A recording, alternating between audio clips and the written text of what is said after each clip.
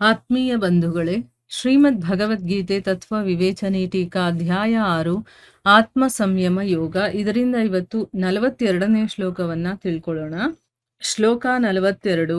ಅಥವಾ ಯೋಗೀನಾಮೇವ ಕುಲೇ ಭವತಿ ಧೀಮತಾಂ ಏತದ್ಧಿ ದುರ್ಲಭತರಂ ಲೋಕೆ ಜನ್ಮ ಯದೀದೃಶಂ.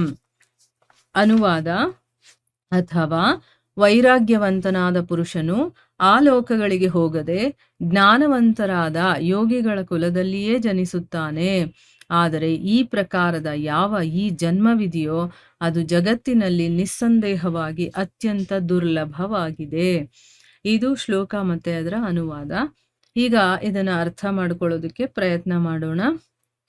ಸಾಧಾರಣವಾಗಿ ಯೋಗ ಭ್ರಷ್ಟರ ಗತಿ ಏನು ಅನ್ನೋದನ್ನ ಈಗ ತಿಳಿಸಿ. ಅಂದ್ರೆ ಯಾರು ಯೋಗ ಭ್ರಷ್ಟರಾಗಿರ್ತಾರೋ ಅವರು ಪುಣ್ಯ ಲೋಕಗಳನ್ನ ಅಂದ್ರೆ ಸ್ವರ್ಗ ಈ ರೀತಿಯ ಉತ್ತಮ ಲೋಕಗಳನ್ನ ಪಡ್ಕೊಂಡು ಆಮೇಲೆ ಶುದ್ಧವಾಗಿ ಆಚರಣೆ ಮಾಡುವಂತ ಶ್ರೀಮಂತರ ಮನೆಯಲ್ಲಿ ಹುಡ್ತಾರೆ ಅಂತ ಹೇಳಿದ್ರಲ್ವಾ.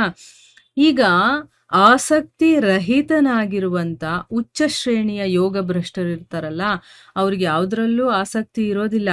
ಆದ್ರೂ ಕೂಡ ಯಾವುದೋ ಒಂದು ಕಾರಣದಿಂದ ಅವರು ಯೋಗ ಭ್ರಷ್ಟರಾಗಿರ್ತಾರೆ. ಅಂಥ ಪುರುಷರ ವಿಶೇಷ ಗತಿ ಏನು ಅನ್ನೋದನ್ನ ಈಗ ವರ್ಣನೆ ಮಾಡ್ತಾನೆ ಭಗವಂತ ಈ ಶ್ಲೋಕದಲ್ಲಿ. ಇಲ್ಲೇನ್ ಹೇಳ್ತಾನೆ? ಅಥವಾ ಅಂದ್ರೆ ಅದಾಗುತ್ತೆ.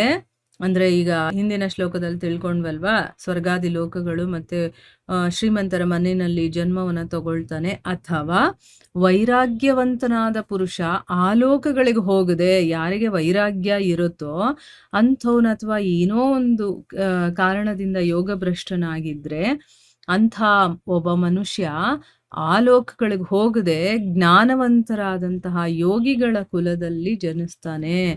ಆದರೆ ಈ ರೀತಿಯ ಒಂದು ಜನ್ಮ ಇದೆಯಲ್ಲ, ಇದು ಸಿಗೋದು ತುಂಬಾ ದುರ್ಲಭ ಅಂತ ಹೇಳಿದ್ದಾರೆ.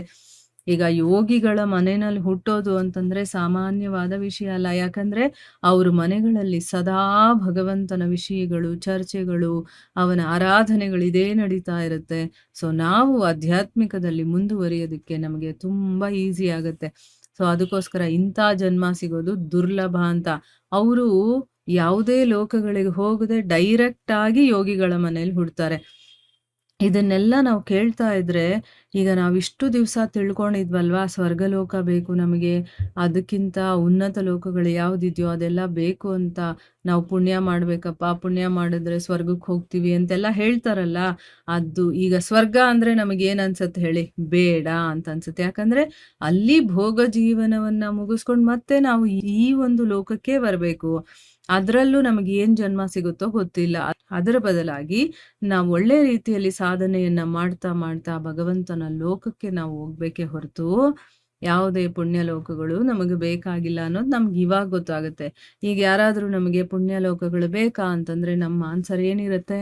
ಬೇಡ, ನಾವು ಭಗವಂತನ ಧಾಮಕ್ಕೆ ಹೋಗ್ಬೇಕು ಅಂತ ನಮಗ್ ಗೊತ್ತಾಗತ್ತಲ್ವಾ ಈಗ. ಸೊ ಈ ವಿಷಯ ನಮಗ್ ಗೊತ್ತಾಗಿದ್ದು ಎಲ್ಲಿಂದ?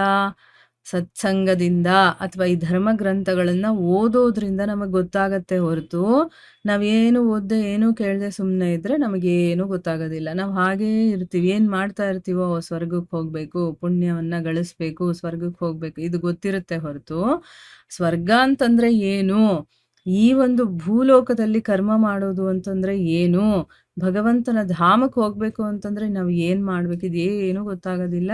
ಸುಮ್ಮನೆ ನಾವು ಎಲ್ರು ಹೇಗಿರ್ತಾರೋ ಹಾಗೇ ಇರ್ಕೊಂಡು ಹೋಗ್ತೀವಿ. ಅದಕ್ಕೋಸ್ಕರ ಜ್ಞಾನ, ತಿಳುವಳಿಕೆ ಅನ್ನೋದು ತುಂಬಾ ಇಂಪಾರ್ಟೆಂಟ್ ಆಗಿರತ್ತೆ. ಸೊ ಈಗ ಮುಂದೆ ಪ್ರಶ್ನೆ ಏನು ಅಂತ ತಿಳ್ಕೊಳ್ಳೋಣ. ಪ್ರಶ್ನೆ ಏನಪ್ಪಾ ಅಂದ್ರೆ, ಅಥವಾ ಅನ್ನುವಂತ ಪ್ರಯೋಗ ಮಾಡಿದಾರಲ್ಲ, ಅದು ಏನಕ್ಕೋಸ್ಕರ ಮಾಡಿದ್ದಾರೆ ಅಂತ ಅಂದ್ಬಿಟ್ಟು ಕೇಳ್ತಾ ಇದ್ದಾರೆ.